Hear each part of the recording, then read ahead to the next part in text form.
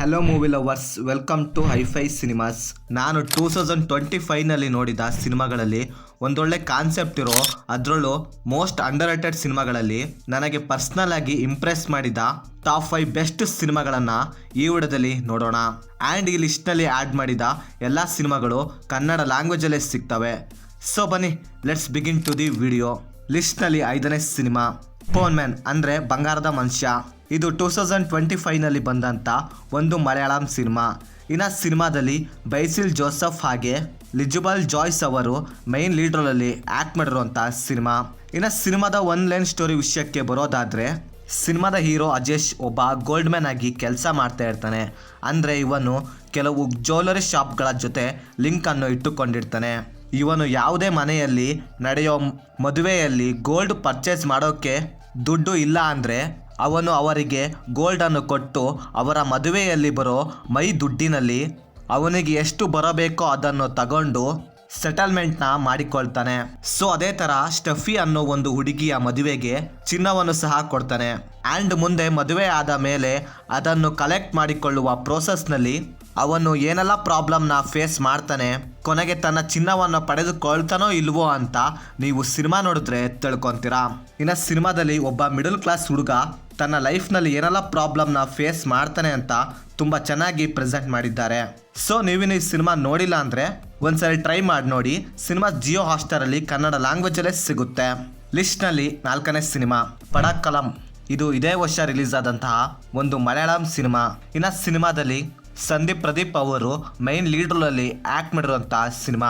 ಇನ್ನು ಸಿನಿಮಾದ one line story ವಿಷಯಕ್ಕೆ ಬರೋದಾದರೆ, ಒಂದು ಇಂಜಿನಿಯರಿಂಗ್ ಕಾಲೇಜಲ್ಲಿ ನಡೆಯೋ ಪಾಲಿಟಿಕ್ಸ್ ಕಾರಣದಿಂದ ರಂಜಿತ್ ಎಂಬ ವ್ಯಕ್ತಿ ಒಂದು ಶಕ್ತಿಯಿಂದ ಮನುಷ್ಯರನ್ನು ಕಂಟ್ರೋಲ್ ಮಾಡ್ತಾನೆ, ಒಂದು ಮ್ಯಾಜಿಕಲ್ ಬೋರ್ಡ್ನ ಯೂಸ್ ಮಾಡಿಕೊಂಡು, ಅದು ಕೂಡ HOD ಪೊಸಿಷನ್ಗೋಸ್ಕರ. ಸೊ ಇದನ್ನು ಕಂಡುಹಿಡಿಯೋಕ್ಕೋಸ್ಕರ ಕೆಲವು ಸ್ಟೂಡೆಂಟ್ಗಳು ಟ್ರೈ ಮಾಡ್ತಾರೆ. ಆ್ಯಂಡ್ ಅವರಿಗೆ ಏನೆಲ್ಲ ಸತ್ಯ ತಿಳಿಯುತ್ತೆ, ಹಾಗೆ ಇದರಲ್ಲಿ ಅವರು ಹೇಗೆ ಇನ್ವಾಲ್ವ್ ಆಗ್ತಾರೆ ಹಾಗೆ.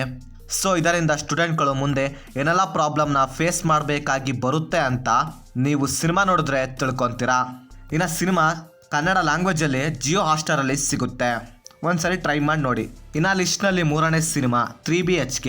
ಇದು ಕೂಡ 2025ನಲ್ಲಿ ಬಂದಂಥ ಒಂದು ತಮಿಳ್ ಸಿನಿಮಾ. ಇನ್ನು ಸಿನಿಮಾದಲ್ಲಿ ಸಿದ್ಧಾರ್ಥ್ ಹಾಗೆ ಚೈತ್ರ ಆಚಾರ್ಯ ಹಾಗೆ ಮೀತಾ ರಘುನಾಥ್ ಅವರು ಮೈನ್ ಲೀಡ್ ರೋಲಲ್ಲಿ ಆ್ಯಕ್ಟ್ ಮಾಡಿರುವಂಥ ಸಿನಿಮಾ.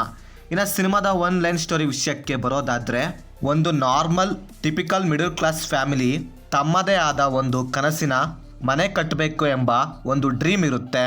ಅವರು ಮನೆ ಕಟ್ಟೋಕ್ಕೋಸ್ಕರ ಏನೆಲ್ಲ ಪ್ರಾಬ್ಲಮ್ನ ಫೇಸ್ ಮಾಡಬೇಕಾಗಿ ಬರುತ್ತೆ, ಹಾಗೆ ಒಂದು ಮಿಡಲ್ ಕ್ಲಾಸ್ ಫ್ಯಾಮಿಲಿಯಲ್ಲಿ ಏನೆಲ್ಲ ಪ್ರಾಬ್ಲಮ್ಗಳು ಕ್ರಿಯೇಟ್ ಆಗ್ತವೆ, ಹಾಗೆ ಏನೆಲ್ಲ ಸಿಚುವೇಶನ್ ಬರ್ತವೆ ಅಂತ ತುಂಬ ರಿಯಲಿಸ್ಟಿಕ್ ಆಗಿ ಪ್ರೆಸೆಂಟ್ ಮಾಡಿದ್ದಾರೆ. ಈ ಸಿನಿಮಾದ ಒನ್ಲೈನ್ ಸ್ಟೋರಿ ಸಿಂಪಲ್ ಆಗಿರ್ಬೋದು, ಆದರೆ ಸಿನಿಮಾದಲ್ಲಿ ಇರೋ ಕತೆ ತುಂಬ ಸ್ಟ್ರಾಂಗ್ ಆಗಿದೆ. ಪ್ರತಿಯೊಂದು ಮಿಡಲ್ ಕ್ಲಾಸ್ ಫ್ಯಾಮಿಲಿ ಕೂಡ ಈ ಸಿನಿಮಾನ ನೋಡಲೇಬೇಕು ಅಂತೀನಿ. ಇನ್ನು ಸಿನಿಮಾ ಅಮೆಜಾನ್ ಪ್ರೈಮ್ನಲ್ಲಿ ಕನ್ನಡ ಲ್ಯಾಂಗ್ವೇಜಲ್ಲೇ ಸಿಗುತ್ತೆ. ಒಂದ್ಸರಿ ಸಿನಿಮಾನ ಟ್ರೈ ಮಾಡಿ ನೋಡಿ, ತುಂಬ ಚೆನ್ನಾಗಿದೆ. ಇನ್ನು ಲಿಸ್ಟ್ನಲ್ಲಿ 2ನೇ ಸಿನಿಮಾ ಅಲಫುರಾ ಜಿಮ್ಖಾನಾ. ಇದು ಕೂಡ 2025ನಲ್ಲಿ ಬಂದಂಥ ಒಂದು ಮಲಯಾಳಂ ಸಿನಿಮಾ. ಇನ್ನು ಸಿನಿಮಾದಲ್ಲಿ ಮೈನ್ ಆಗಿ ನೆಲ್ಸನ್ ಹಾಗೆ ಸಂದೀಪ್ ಪ್ರದೀಪ್, ನೋಸಿಲ್ ಫ್ರಾನ್ಸಿ, ಇನ್ನು ತುಂಬ ಜನ ಆಕ್ಟರ್ಸ್ ಮೈನ್ ಲೀಡ್ ರೋಲಲ್ಲಿ ಆ್ಯಕ್ಟ್ ಮಾಡಿರುವಂಥ ಸಿನಿಮಾ.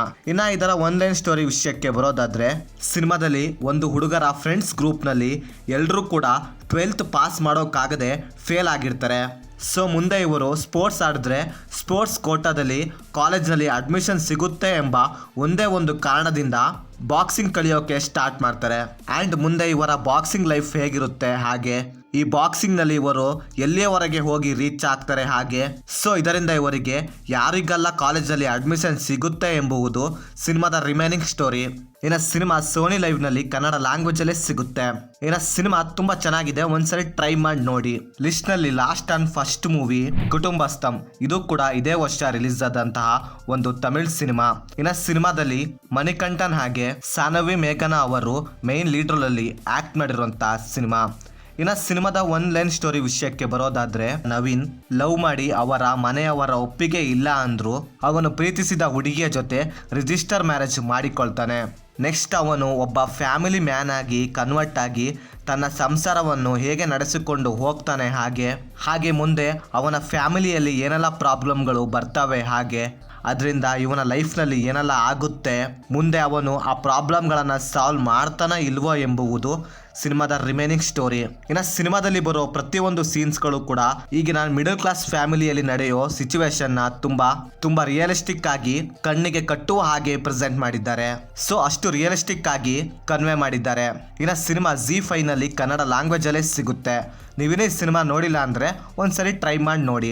ಸೊ ಇದು ಫ್ರೆಂಡ್ಸ್, ನಾನು ಈ ವರ್ಷ ನೋಡಿದಂತಹ one of the best most underrated ಒಳ್ಳೆ ಕಾನ್ಸೆಪ್ಟ್ ಇರುವಂತಹ ಸಿನಿಮಾಗಳು. ಸೊ ಇವುಗಳನ್ನು ಬಿಟ್ಟು ನಿಮ್ಮ ಫೇವ್ರೆಟ್ ಯಾವುದೇ ಮೂವಿಗಳು ಇದ್ರೂ ಸಹ ಕೆಳಗಡೆ ಕಮೆಂಟ್ ಮಾಡಿ. ಹಾಗೆ ಈ ವಿಡಿಯೋ ಏನಾದರೂ ಇಷ್ಟವಾಗಿದ್ರೆ ಒಂದು ಲೈಕ್ ಮಾಡಿ. ಹಾಗೆ ನಮ್ಮ ಚಾನಲ್ ಬರೋ ಕಂಟೆಂಟ್ ಇಷ್ಟವಾಗಿದ್ರೆ ಸಬ್ಸ್ಕ್ರೈಬ್ ಮಾಡಿ. ಹಾಗೆ ಪಕ್ಕದಲ್ಲಿರೋ ಬೆಲ್ ಬಟನ್ನ ಕ್ಲಿಕ್ ಮಾಡಿ. ಮತ್ತೆ ಬೇರೆ ವಿಡಿಯೋದೊಂದಿಗೆ ಆದಷ್ಟು ಬೇಗ ಸಿಗುವ. By friends.